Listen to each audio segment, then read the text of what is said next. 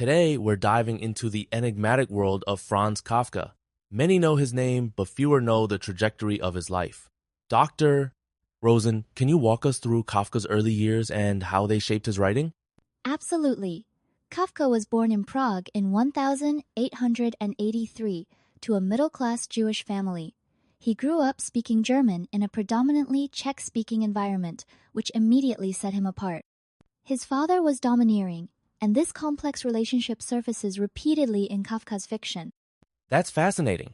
His dual identity, being a German-speaking Jew in Prague, must have contributed to his sense of alienation, a theme so central to his stories.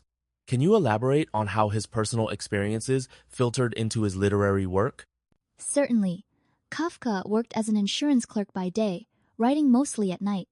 The bureaucracy and rigid systems he observed daily directly inspired his depiction of overwhelming impersonal institutions in works like The Trial. His private writings, especially his diaries, reveal a lifelong struggle with self-doubt and societal expectations. It's intriguing how his life circumstances, family pressures, cultural displacement, and his day job collectively created the unique Kafkaesque atmosphere. As we transition, let's discuss how these biographical elements manifest in his most famous stories. Let's hone in on two of Kafka's most celebrated stories, The Metamorphosis and The Hunger Artist. Both seem to grapple with the place of the artist in society. How do you interpret their central messages?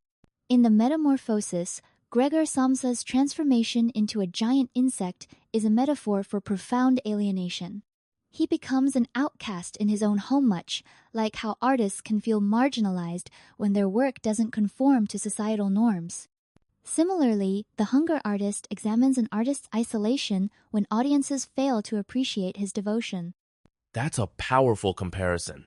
Kafka almost predicts modern anxieties about self-worth and recognition.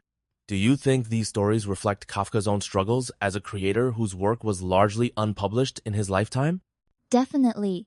Kafka requested his manuscripts be destroyed after his death, suggesting deep insecurity about his artistic value. Intriguingly, The Hunger Artist ends with a kind of creative exhaustion, mirroring Kafka's own sense of futility in a society indifferent to true artistry. This makes his exploration of artistic suffering feel timeless. Moving forward, I'd love to discuss how Kafka's legacy inspired other writers and how his themes continue to resonate today. Kafka's impact on literature is undeniable. Many readers, myself included, found our way to authors like Dostoevsky and Philip K. Dick through Kafka's work. Can you outline how these writers are connected thematically or stylistically? Certainly. Kafka and Dostoevsky both delve into existential questions: alienation, guilt, the search for meaning. Dostoevsky's Notes from Underground resonates with Kafka's protagonists who battle unseen forces, Philip K. Dick, on the other hand, channels Kafka's sense of bureaucratic absurdity and paranoia in dystopian settings like Do Androids Dream of Electric Sheep? That's a great point. Both Dick and Kafka craft worlds where reality is unstable and authority is opaque. Are there examples where Dick directly references or builds on Kafka's literary techniques? Absolutely. Dick often cited Kafka as a foundational influence, especially in exploring how external systems can erode personal agency. For instance, Dick's shifting realities and unreliable narrators echo Kafka's blending of the surreal and the mundane. It's remarkable how Kafka's legacy endures through such diverse voices. Now, let's pivot to a topic that fascinates many readers, the challenge of translating Kafka's unique German prose into English. Translating Kafka presents unique challenges. His German sentences are famously intricate, and the meaning can shift dramatically depending on the translator's choices. What are some of the main hurdles translators face with Kafka's work? Kafka's syntax is notoriously complex, long, winding sentences packed with ambiguity.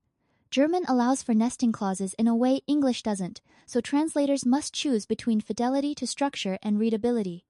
For example, the first sentence of The Metamorphosis has over 40 words in German, setting a disorienting tone from the outset.